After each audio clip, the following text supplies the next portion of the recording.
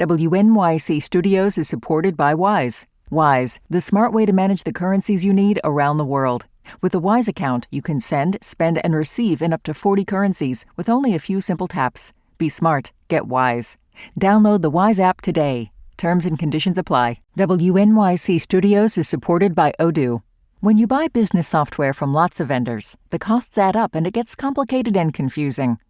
Odoo solves this. It's a single company that sells a suite of enterprise apps that handles everything from accounting to inventory to sales. Odoo is all connected on a single platform in a simple and affordable way. You can save money without missing out on the features you need. Check out Odoo at odoo.com. That's odoo.com.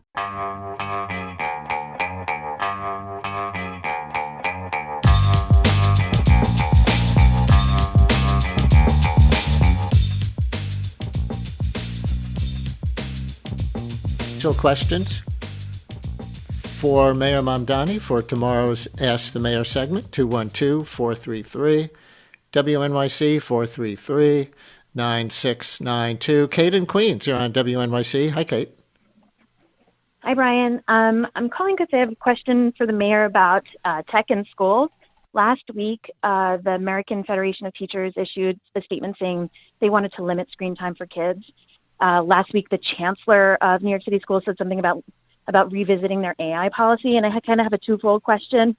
One, is the mayor willing to revisit use of tech in schools? There's so much screen time right now. I have a first grader, and everything is a video. Everything is forced evaluation of kids via something called iReady. Is the mayor willing to revisit tech use in schools and limit and join on to the AI moratorium that's being proposed? Important question, definitely on lots of parents' minds. Kate, thank you. Here's one in a text. For the mayor, how can you justify a rent freeze when you haven't offered a property tax freeze? When will we get meaningful property tax reform? Asked that listener. Millie on the Upper West Side, you're on WNYC. Hi, Millie. Hi, Brian. Thank you so much. I'm calling because there are so many streets in the city right now, and DOT is out of control because of their relationship with Transportation Alternatives, which is a pro-bike lobby.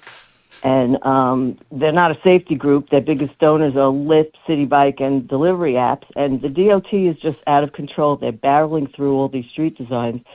And West 72nd Street, which I believe you're familiar with, is we are going nuts over here. There are 20,000 residents between Central Park West and Riverside, and we've already have close to 3,000, maybe it's more today, to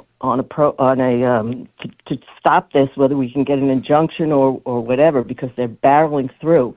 And the design that they are doing is a cookie-cutter design that they're doing all over the city, and the people on this block are going nuts.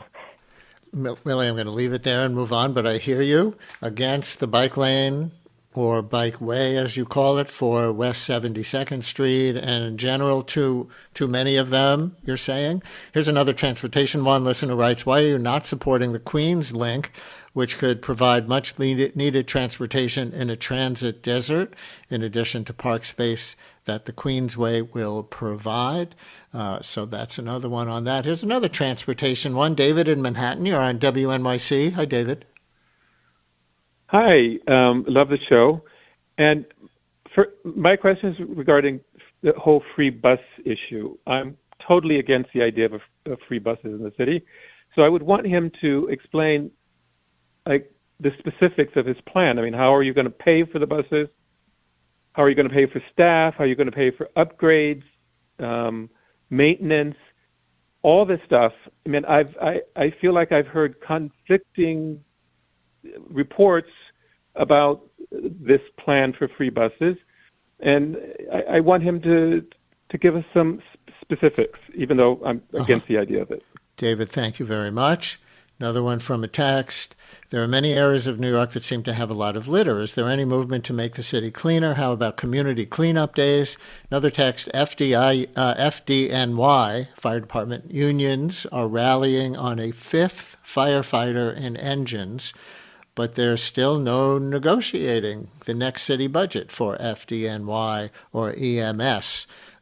question for Mayor Mamdani there. Oh, I'm going to take Amy in Manhattan, who might be our last caller, because I will say that the people concerned about this issue are very active, and we got a whole bunch in the newsletter responses, and Amy, you're going to represent. Hi. Hi. Oh, you're.